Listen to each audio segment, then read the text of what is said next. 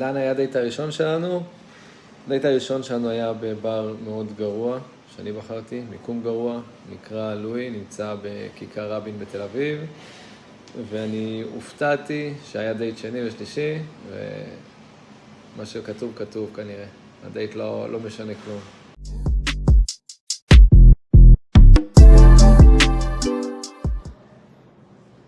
נשיקה ראשונה הייתה בדייט שלישי, היא הייתה באוטו, אחרי שהיינו בחדר בריכה בתל אביב ובבר בשרונה, וחזרנו לאוטו לפני שהחזרתי צליל, ואם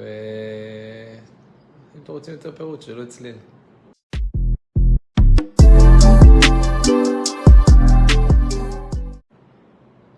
קודם כל אני אוהב בציל הכל, א' ב' ושל הכל. מה שאני הכי אוהב זה שהקשר שלנו, היא מבינה את השטויות שלי ואת הצחוקים שלי, שאף אחת או אף אחד לא יכולים להבין אותם. אני יכול לשבת בחדר עם מיליון אנשים ורק היא תצחק מזה, ולא כי היא עושה לי טובה, כי היא באמת חושבת שזה מצחיק. וזהו, השטויות הקטנות האלה שהיא מבינה, אני מבין, השפה המשותפת, אני הכי אוהב את זה. מעבר לזה שאני אוהב את כולה, כולל האוזניים.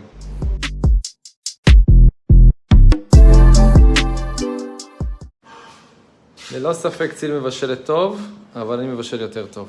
אז קל, תשובה קלה מאוד.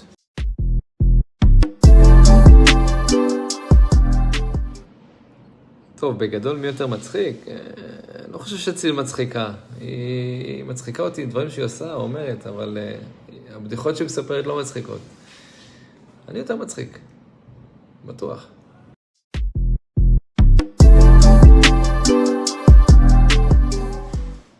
אשלם את המשפט, צליל לא יכולה בלי. הייתי שמח להגיד שהיא לא יכולה בלעדיי, אבל כנראה שזה שקר. צליל לא יכולה בלי שוקולד מריר, חד משמעית. חד משמעית.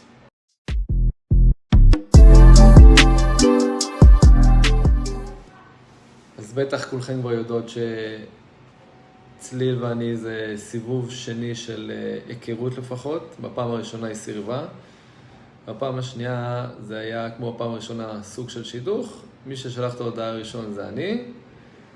הודעה מביכה, ציל תספר לכם. אבל היא לא התחילה איתי, אני לא התחלתי איתה. אני שלחתי את ההודעה הראשון בסוג של שידוך.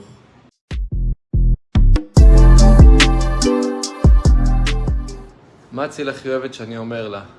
ציל בכללי אוהבת לשמוע מחמאות. היא הכי אוהבת שאני אומר לה שאני אוהב אותה. שהיא הכי יפה שיש. לפעמים גם קצת מפחדת מדברים, כשאני אומר לה שאנחנו מתחתנים פעם אחת וזה לתמיד. אבל היא הכי אוהבת שאני אומר לה שאני אוהב אותה. ומנשק אותה בצבא.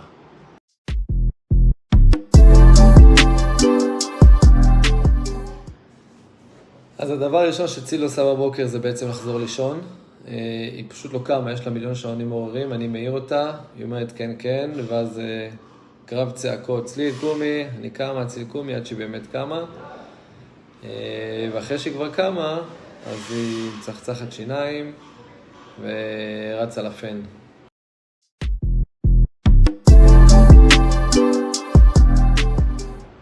מה הדבר הכי רומנטי שעשינו?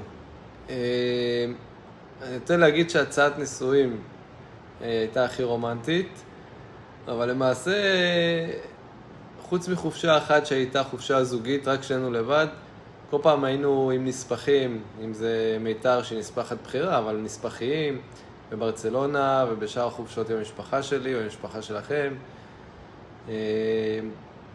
אז הדבר הזוגי אולי האמיתי והרומנטי זה היה אבטל היום הולדת שלה וסיני, וגם נהנינו, גם זה היה רומנטי וגם מסעדה שלפני. אז ההתלבטות בין ברצלונה לסיני, אבל נראה שסיני גונב את ההצגה.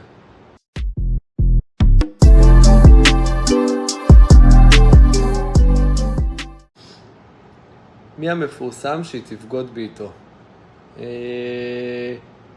נתן להאמין שהתשובה שלה תגיד אף אחד.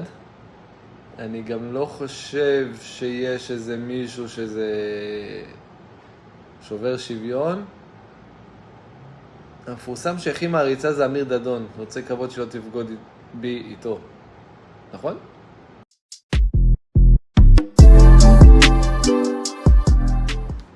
מה היא חשבה עליי בפגישה הראשונה?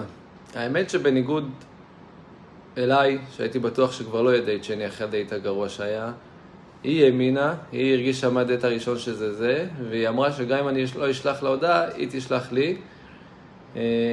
אז למרות שהיה דייט גרוע ושנינו מסכימים על זה, היא יצאה בווייב יותר טוב, והיא ידעה שזה יגיע לחתונה.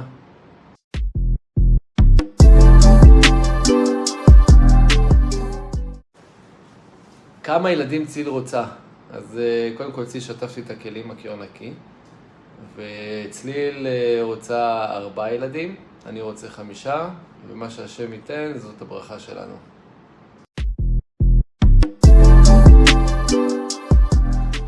מה תהיה החופשה החלומית שלנו?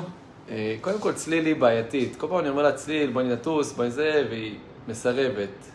פורטוגל טסתי לבד, וזה לא כי לא רציתי לקחת אותה, כי היא פשוט לא רצתה. לא יודע, קצת הזיה, אבל זה בעיה שלה.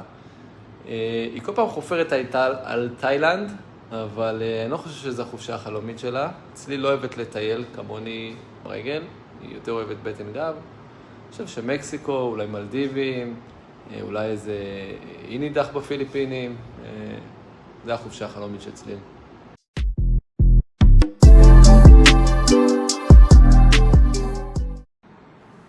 מה הכי מעצבן אותי בצליל?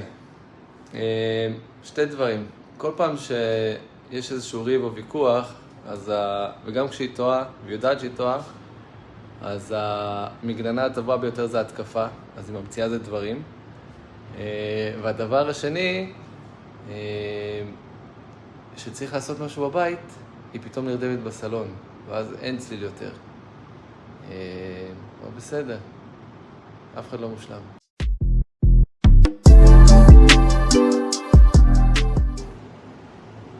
מה הכי מעצבן אצלי שאני עושה? לא נעים להגיד את זה פה, אבל שאני הולך לישון בלי להתקלח. שאנחנו בוויכוח ואני פשוט שותק.